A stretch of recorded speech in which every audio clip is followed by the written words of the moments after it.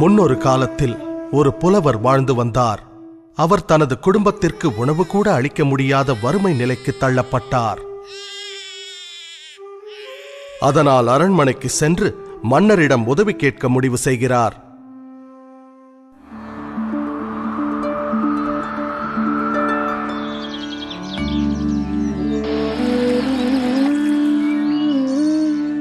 மன்னரை கண்டதும் புலவர் தனது பாடல்களை பாட ஆரம்பிக்கின்றார்.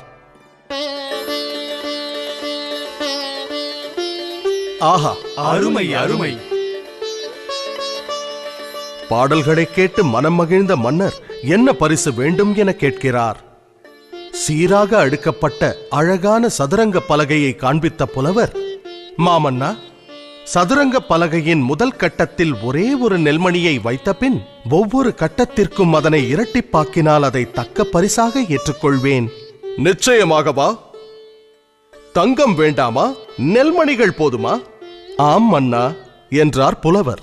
அப்படியே ஆகட்டும். மன்னர் உத்தரவிட அவையினர் நெல்மணிகளை வைத்தனர்.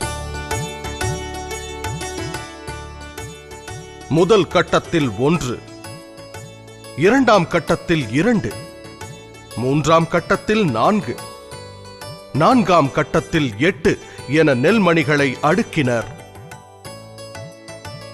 10ஆம் கட்டத்திற்கு வந்தபோது நெல்மணிகளின் எண்ணிக்கை 512 ஆனது.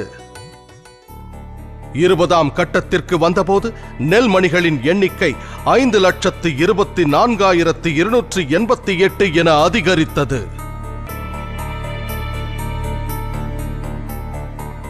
பாதி தூரம், அதாவது 32வது கட்டத்தை அடைந்த போது நெல்மணிகளின் எண்ணிக்கை 214,74,83,648 பெருகியது. விரைவில் நெல்மணிகளின் எண்ணிக்கை கோடான கோடிகளை தாண்டியது. இதன் காரணமாக மன்னன் தன் ராஜ்யம் முழுவதையும் அந்த புத்திசாலி புலவரிடம் ஒப்படைக்கும் நிலை ஏற்பட்டது.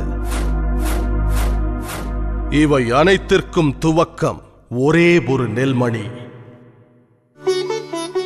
கதையின் நீதி: கூட்டு பலனின் பெருக்கும் சக்தியை எப்போதும் குறைவாக எடை போட வேண்டாம்.